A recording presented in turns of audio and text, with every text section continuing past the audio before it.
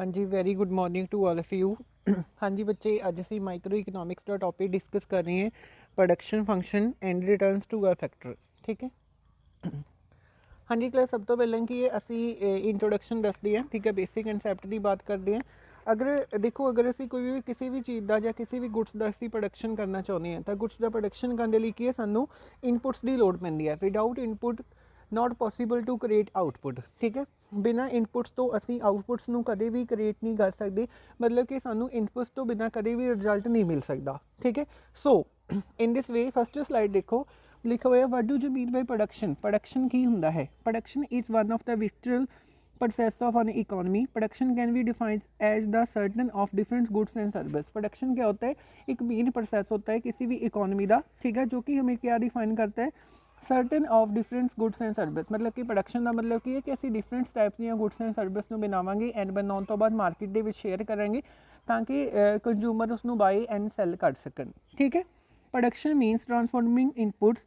Inputs कौन कौन से होते हैं? जैसे लेबर होगी, मशीन्स हो गया, raw materials into output.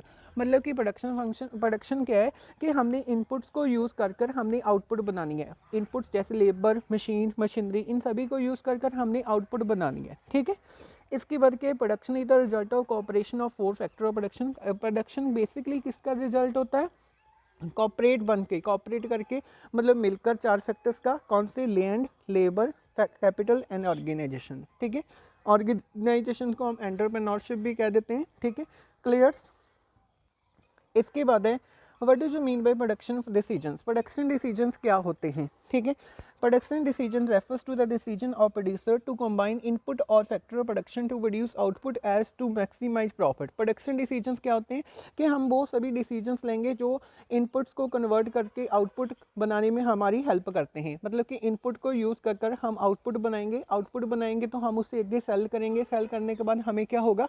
Profit मिलेगा। तो प्रॉफिट कमाने के लिए इनपुट एंड आउटपुट की हेल्प से जो डिसीजंस लेने हैं that is now production decisions. ठीक है, प्रोडक्शन इनवॉल्व कंबाइनिंग टू और more factor of production to produce output. Production ਦੇ ਵਿੱਚ ਕੀ ਹੈ? अगर ਅਸੀਂ कोई भी आउटपुट बनाना है, कोई प्रोडक्शन ਜਾਂ कोई भी गुड्स ਨੂੰ क्रिएट करना तो सानू 2 और मोर इनपुट्स ਨੂੰ भी यूज़ कर सकते हैं।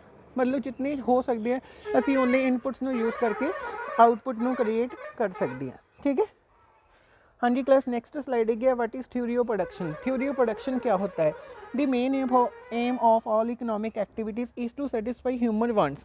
Human wants are satisfy with the consumption of material and non material goods. ठीक है, अभी देखो जो मेन एम होता है किसी भी इकोनॉमिक एक्टिविटी का, वो क्या होता है कि जो ह्यूमन है उसकी जितनी भी वांट्स है वो सेटिस्फाइड हो जाए। ठीक है, ह्यूमन वांट्स तभी सेटिस्फाइड हो सकती है जब वो कंज्यूम कर ले मटेरियल और नॉन मटेरियल गुड्स। ठीक है, consumption is possible only if goods both material and non-material are available. The activity which make goods available in called production। मतलब वो एक्टिविटी जिसके ਵਿੱਚ ਸਾਨੂੰ गुड्स ਬਣੀਆਂ गुड्स मिलती हैं। ठीक है, जब बनाई जाती that is no production। ठीक है, production is that route which wealth is made available for consumption in the form of goods and service. ठीक है, अब देखो वही कह रहे हैं कि हम इनपुट्स को यूज़ करके क्या बनाएंगे? आउटपुट। आउटपुट मीन्स अब हम land, labour, capital, machinery in सभी को यूज़ कर कर एक बिल्डिंग करेंगे। बिल्डिंग में क्या? रॉ मटेरियल लेके आएंगे। रॉ मटेरियल से हम कोई भी, जैसे फॉर एग्जाम्पल लेके चलें कि हमने कोई क्लोथ्स बनाने हैं तो क्लोथ बना लेंगे। ठीक है, the economic units that conduct production activity. अब देखो, हमने कहा है कि हमने प्रोडक्शन करनी है, हमने प्रोडक्शन बनानी है, हमने इनपुट से आउटपुट बनाने हैं। अब इनपुट से आउटपुट बनाने के लिए जो एक प्रोसेस होता है, जो एक एक्टिविटी होती है, हम उसे कहते हैं प्रोड्यूसर और फर्म। मतलब कि प्रोड्यूसर ਜਾਂ फर्म ही मिलके प्रोडक्शन बनाते हैं। That is called now theory of production. ठीक है, हाँ जी बच्चे, इसके बाद है theory of production is also seek to explain the relationship between input and output. ठीक है, थ्योरी ऑफ प्रोडक्शन में किस किन का रिलेशनशिप आता है? इनपुट्स का और आउटपुट का। ठीक है, this theory of production is mainly concern with 2 things. ठीक है, इसमें सबसे पहले आता है प्रोडक्शन फंक्शन क्या होता है, उसके बाद आता है लॉ प्रोडक्शन और लॉ रिटर्न्स क्या होता है। ठीक है, हाँ जी क्लास, सबसे पहले आता है what do you mean by production function. Production function क्या है? Production function describe the relationship between input and output. ठीक है, जैसे बच्चे देखो डायग्राम में क्या है, एक इनपुट है, इनपुट में क्या आ गया? Land, raw materials. ठीक है, कोई भी इनमें मशीन्स हो गया। ठीक है, अब इनको यूज़ कर कर हमने आउटपुट बना ली। ठीक है, that is no output. Production function क्या है? Basically this is the relationship between inputs and outputs. ठीक है, इसके बाद है production function refers to the technical relationship between the quantity of goods produce, means output क्या बनाएंगे हम, एंड फैक्टर ऑफ प्रोडक्शन, मतलब कौन कौन से इनपुट्स को यूज कर कर हमने आउटपुट्स बनाई, नेसेसरी टू प्रोड्यूस इट। ठीक है, production function can be expressed with the help of following equations. Equations क्या है, y equal function of L K S, L is y represent production, F represent functions, L represent labour, K capitals and S is now land. ठीक है, अभी paper में आपको होता है तो बेसिकली डिफाइन कर सकते हो कि प्रोडक्शन फंक्शन क्या है, this is the relationship between inputs and output factor of production. ठीक है, जैसे नेक्स्ट है प्रोडक्शन फंक्शन बताया गया। ठीक है, उसमें क्या है, आपको इनपुट्स दिए गए हैं, इनपुट्स लैंड लेबर को। ठीक है, उसके बाद हमने प्रोडक्शन फंक्शन बनाया उसका, और प्रोडक्शन फंक्शन बनाने के बाद आउटपुट क्यू हमको प्रोड्यूस हो गई। ठीक है, इसके बाद है प्रोडक्शन फंक्शन की डेफिनेशन दी हुई है, the relation between a firms physical production, जैसे आउटपुट हमें जनरेट हो रही है, and the material factor of production, inputs को यूज कर कर। ठीक है, that is now production function. ठीक है, the production is purely technical relation which connect two factor inputs and output. ठीक है, इसके बाद है टाइप्स ऑफ प्रोडक्शन फंक्शन। हाँ जी class, types of production functions को हमने डिवाइड किया है टू टाइप्स में। फर्स्ट इज ना short run production function and second long run production function. ठीक है, शॉर्ट रन प्रोडक्शन फंक्शन को आगे हमने रिटर्न्स टू फैक्टर में डिवाइड किया है, और रिटर्न्स टू फैक्टर में क्या होता है, वन वेरिएबल फैक्टर होता है एंड अदर आर फिक्स होते हैं। ठीक है, और हम इसे लॉ ऑफ वेरिएबल प्रोपोर्शन भी कह देंगे। ठीक है, अब देखो second long run production function में रिटर्न्स टू स्केल आ जाता है। रिटर्न्स टू स्केल क्या होता है, इसमें सभी ऑल फैक्टर्स, चाहे फिक्स फैक्टर हैं चाहे हमारे पास वेरिएबल हैं, वो सभी के सभी वेरिएबल होंगे। ठीक है, और हम इसे law of returns to scale भी कह देते हैं। ठीक है, इसके बाद आता है फिक्स एंड वेरिएबल फैक्टर या फैक्टर ऑफ प्रोडक्शन। अभी देखो सबसे पहले क्या है, फिक्स इनपुट और फैक्टर ऑफ प्रोडक्शन क्या होते हैं। अ फिक्स इनपुट और factor of production it defines one the quantity of which can not be changed in the short run as the level of output changes. ठीक है, अभी इसमें क्या होएगा कि जो हमारे फैक्टर ऑफ प्रोडक्शन है हम उसमें कोई भी चेंजेस नहीं करेंगे। ठीक है, उनमें चेंजेस नहीं करेंगे, बट हमारी आउटपुट में चेंजेस होएगा, वो हमारी इंक्रीज होएगी। ठीक है, some example of fix inputs are plants, major equipment, building, service और management and supply of skilled labours. ठीक है, इसके बाद क्या है वेरिएबल इनपुट्स।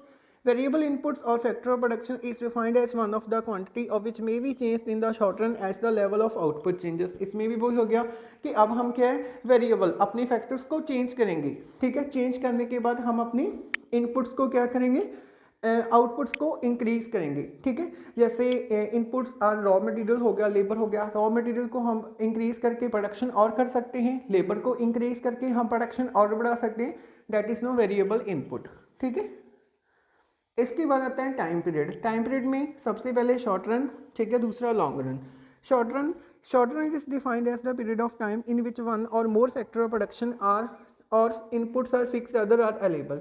इसमें क्या हो गया, शॉर्ट रन में कुछ फैक्टर तो हमारे इनपुट फिक्स होंगे, बट कुछ हम उसको वेरिएबल रखेंगे।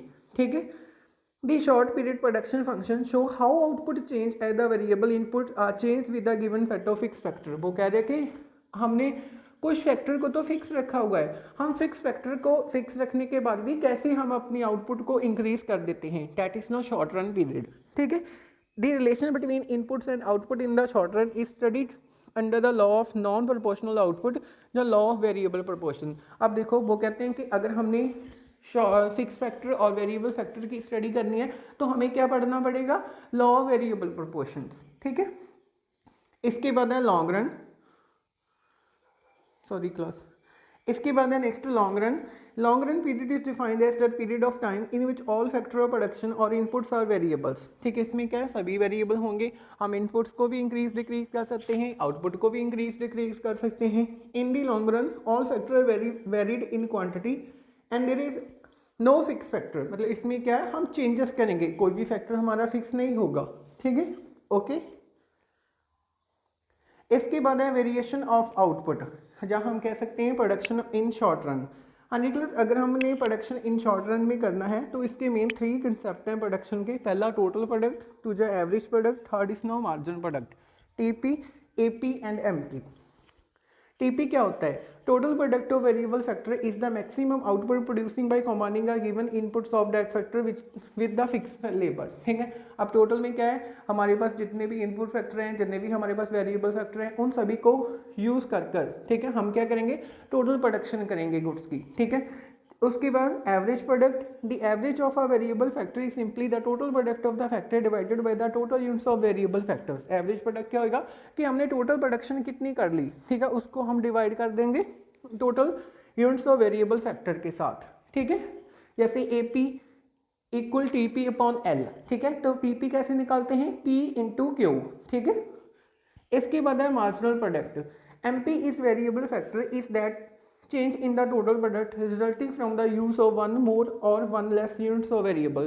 अब देखो, मान लो कि मैंने कोई अपना फिक्स फैक्टर इंक्रीज कर दिया, ठीक है, चाहे मैंने कोई वेरिएबल फैक्टर अपना इंक्रीज डिक्रीज कर दिया, तो ऑटोमेटिकली है कि अगर मैंने इंक्रीज डिक्रीज, मान लो मैंने कोई पहले मेरे पास 10 लेबर्स इंक्लूड थे, बट मैंने कहा है कि अब मैं अपनी लेबर को इंक्रीज करना चाहता हूँ। लेबर को इंक्रीज करने के लिए मैं क्या करूँ, उन 10 लेबर्स की इंक्रीज कर दूंगा, 15 लेबर कर दूंगा। तो वो देखना है कि अगर मैंने अपने लेबर्स को इंक्रीज कर दिया तो मेरी प्रोडक्शन में क्या फर्क आएगा, दैट इज नो मार्जिनल। ठीक है, अभी देखो जैसे नेक्स्ट में आपको बताया गया है, ठीक है,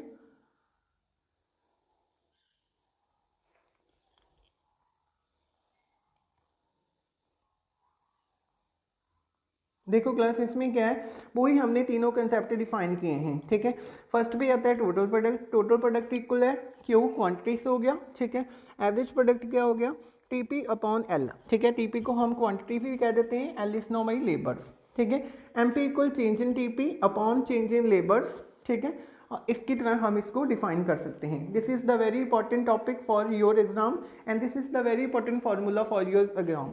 ठीक है, इसके बाद जैसे ही देखो एक टेबल बना हुआ है जिसमें हम यूनिट्स ऑफ लैंड लिए हेक्टेयर्स में 0,111। ठीक है, मतलब जो हमारा फिक्स फैक्टर है वो हमारा फिक्स है। ठीक है, यूनिट्स ऑफ लेबर क्या है, हम वो हमारा वेरिएबल फैक्टर है, इसे हम चेंज करते रहते हैं। जैसे पहले 0 था, अब 1 2 3 4 5 6 7 8 हो गया। अब टोटल प्रोडक्ट्स देखो, जब मेरे पास यूनिट्स ऑफ लैंड 0 थे तो टोटल प्रोडक्ट 0 थी, एमपी भी 0 थी और एपी भी। अब देखो जब मैंने लैंड 1 कर दी तो मेरे पास लेबर भी 1 है, तो मेरी टीपी कितनी होगी 2। ठीक है, एमपी क्या होगी 2, एपी क्या होगी 2। ठीक है, मीन्स जैसे जैसे हम लेबर को इंक्रीज करी जाते हैं हमारी टीपी भी इंक्रीज होती है, एमपी भी इंक्रीज होती है और हमारी एपी भी इंक्रीज होती है। This table is show in the meaning of total product, average product and marginal product. उसके बाद क्या है, लॉ ऑफ प्रोडक्शन। हाँ जी क्लास, लॉ ऑफ प्रोडक्शन को हमने 2 टाइप्स में डिवाइड किया हुआ है। First is no law of variable proportion and law of returns. ठीक है, आपके सिलेबस में सिर्फ only law of variable proportion है। ठीक है, it is referred to as the law which states that when that the quantity of one factor of production is increased while keeping all other factors constant it will be result in decline of the marginal product of that factors। ठीक है, अभी वही condition हो गया। ठीक है, जैसे मैं आपको एक एग्जांपल देता हूँ, मान लो मुझे एप्पल खाने हैं। ठीक है, मैंने क्या अपनी पहली सेटिस्फेक्शन में मैंने अपने 3 एप्पल खा लिए। ठीक है, तब मुझे सेटिस्फेक्शन बहुत ज़्यादा इंक्रीज हो गई। ठीक है, अब मान लो मेरा मन कर रहा है कि मैं 1 एप्पल और खा लूँगा। ठीक है, तो मैंने वो एप्पल भी खा लिया, बट मेरी अब सेटिस्फेक्शन नॉर्मल हो गई। ठीक है, मतलब उतनी सेटिस्फेक्शन नहीं होगी जितनी मुझे चाहिए थी। अब इसके बाद मैंने सोचा कि 1 एप्पल और पड़ा है, मैं ये भी खा ही लूँ। ठीक है, मैंने क्या किया, अपना मन मारकर वो एप्पल भी खा लिया। अब देखो क्या मुझे वहाँ पर सेटिस्फेक्शन होगी, नहीं होगी। खा लूँगा, जो मैंने पहले 4 खाए हैं उसकी सेटिस्फेक्शन भी खत्म हो जाएगी। तो इसका मतलब वही है, इसका मतलब वही है कि अगर मैं अपने फैक्टर्स में काफ़ी सारी चेंजेस करूंगा, मेरे पास पहले ही ऑलरेडी फैक्टर्स हैं बट मैंने थोड़े जानबूझ के और फैक्टर प्रोडक्शन इंक्रीज कर दिए। ठीक है, तो जो मेरी पहले फैक्टर प्रोडक्शन की कैपेसिटी थी वो मेरी डिक्लाइन हो जाएगी। ठीक है, इसके बाद इसकी एग्जाम्पशंस दी हुई है। One of the factor is variable while all factor, इसमें से एक फैक्टर तो वेरिएबल होगा, हम चेंजेस करेंगे, बाकी सारे फिक्स रहेंगे। ठीक है, the all units of variable factor are homogeneous, सभी यूनिट्स क्या होगी, होमोजीनियस होगी, मतलब उनकी कैरेक्टरिस्टिक्स सभी सेम होगी। ठीक है, there are no change in the techniques of production, कोई भी चेंज नहीं होगा टेक्निक्स में प्रोडक्शन में, मतलब जैसे हम लैंड लेबर कैपिटल एम्प्लॉयड सभी को यूज़ कर रहे हैं उसी तरह से हम प्रोडक्शन फंक्शन करेंगे इसमें। ठीक है, इसके बाद क्या है, इसकी 3 स्टेजेस है इस लॉ की। पहली stage when average product of variable factor increasing, पहली में क्या है, एपी में जो हमारा वेरिएबल फैक्टर है वो इंक्रीज होएगा। सेकंड स्टेज में क्या है, when AP of the variable factor decreasing. अब सेकंड स्टेज में जो एपी का वेरिएबल फैक्टर है वो डिक्रीज होना शुरू हो जाएगा, बट हमारी जो टीपी है वो कंटिन्यू बढ़ेगी, राइज होएगी till it reach it peak when MP 0। तब तक बढ़ी जाएगी जब हमारी एमपी 0 के इक्वल हो जाएगी, ठीक है। Stage number 3, when AP of the variable factor is decreasing. अब देखो एपी ऑफ वेरिएबल फैक्टर हमने बिल्कुल डिक्रीज होना शुरू हो गया, एंड टीपी भी आल्सो डिक्रीजिंग शुरू हो जाएगी, एंड एमपी क्या हो जाएगी, नेगेटिव कंडीशंस में चली जाएगी, ठीक है। This is very important topic for 3 and 4 mark stages of production function. इसके बाद देखो क्लास, मैंने एक टेबलर रिप्रेजेंटेशन की गई है। जैसे यूनिट्स ऑफ लैंड मेरे पास सभी फिक्स है 1 1 1 1, ठीक है। यूनिट्स ऑफ लेबर 1 2 3 4 5 6 7 8, और इसके बाद एपी टीपी एमपी बताइए, ठीक है। अभी देखो हम स्टेजेस को एक्सप्लेन करते हैं। फर्स्ट स्टेज में क्या लिखा हुआ है, एपी इंक्रीज। अभी देखो जब मैंने यूनिट्स ऑफ लेबर 1 लगाए थे 2, जब यूनिट्स ऑफ लेबर 2 हो गए तो एपी इंक्रीज होगी 2.5, यूनिट्स ऑफ लेबर 3 3, ठीक है। मतलब पहली कंडीशन में क्या हमारी एपी इंक्रीज हो रही है, ठीक है, और टीपी भी मेरी इंक्रीज हो रही है, ठीक है। और and then begin to fall, उसके बाद क्या है वो हमारी नीचे गिरनी शुरू होगी एमपी, ठीक है। दिस स्टेट्स एपी एंड हो जाएगा एपी इक्वल एमपी हो जाएगी, ठीक है। अब देखो सेकंड स्टेज में क्या है, यूनिट्स ऑफ लेबर 5 6 7 हो गए। 5 में मेरी एपी कितनी थी 2.8, ठीक है। 6 में 2.5। अब देखो मेरी एपी डिक्रीज होना शुरू हो गई। 7 में जब मैंने लेबर 7 यूनिट्स ऑफ लेबर लगाई तो 2.1 ही हो गई। टीपी मेरी डिक्रीज हो रही है। जब मैंने 5 लेबर लगाए थे तो मेरी टीपी 14 थी। जब मैंने 6 और 7 लगाए तो मेरी टीपी इंक्रीज हो गई, कितनी हो गई 15, ठीक है। अब देखो एमपी मेरी क्या है, वो 0 नेगेटिव पॉइंट्स पे चली गई, 0 पर चली गई। पहले तो 2 थी, फिर डिक्लाइन होना शुरू हो गई, डिक्लाइन होते होते वो 0 पे पहुंच गई, ठीक है। लास्ट स्टेज में क्या है, एपी मेरी नेगेटिव में चली गई, सॉरी एपी डिक्लाइन शुरू होगी, 1.7 होगी जब मैंने 8 लेवल ऑफ फैक्टर लगाए, और मेरी टीपी क्या है वो भी डिक्लाइन होना शुरू होगी, ठीक। और मेरी एमपी क्या होगी, नेगेटिव पॉइंट्स पर चली गई, ठीक है। इसके बाद देखो डायग्रामेटिक रिप्रेजेंटेशन की गई है जो मैं फर्स्ट दी। अभी देखो फर्स्ट में क्या है, ओ से लेके, ठीक है। उसने क्या starting point from the point O, origin O से स्टार्ट हुआ है, ठीक है। देखो एक साइड मैंने टोटल प्रोडक्ट लिया हुआ है, नीचे वाली डायग्राम में एमपी ओवर एपी लिया हुआ है, और नंबर ऑफ लेबर्स है मेरे पास, ठीक है। अब देखो फर्स्ट स्टेज में क्या है, starting from the point of origin O, ठीक है, ओ से स्टार्ट हो रही है, it end at point T, ठीक है। और एंड कहाँ पर हो रही है इसका, पॉइंट टी, ठीक है। इसके बाद क्या है, अब देखो सिर्फ बेसिकली अब डायग्राम को देखो, ठीक है। डायग्राम में क्या है, फर्स्ट स्टेज में क्या है, मेरी टीपी इंक्रीज हो रही है, देखो टीपी इंक्रीज हो रही है, पहले ओ ई थी, फिर उसके बाद ई एफ चली गई है। और उसके अलावा फर्स्ट स्टेज में मेरी एमपी क्या है, पहले ओ एच में इंक्रीज होनी शुरू हो गई थी, फिर एच आई तक क्या है डिक्रीज होनी शुरू हो गई, डिक्लाइन हो गई। और जो मेरी ए पी थी वो ओ आई तक क्या है इंक्रीज हो रही है, ठीक है। सेकंड स्टेज में क्या है, जो मेरी टीपी थी एफ से जी तक, ठीक है, वहाँ से वो इंक्रीज हो गई, ठीक है।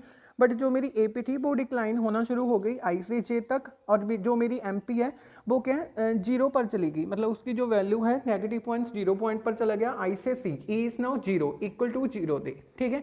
एंड आफ्टर थर्ड स्टेज में क्या है, जो मेरी टी पी है जी से वो डिक्लाइन होना शुरू हो गई, और जो मेरी ए पी है वो भी मेरी क्या है डिक्लाइन होना शुरू होगी, ठीक है। और एम पी कहाँ पर चलेगी, दिस इज नेगेटिव पॉइंट पर, ठीक है।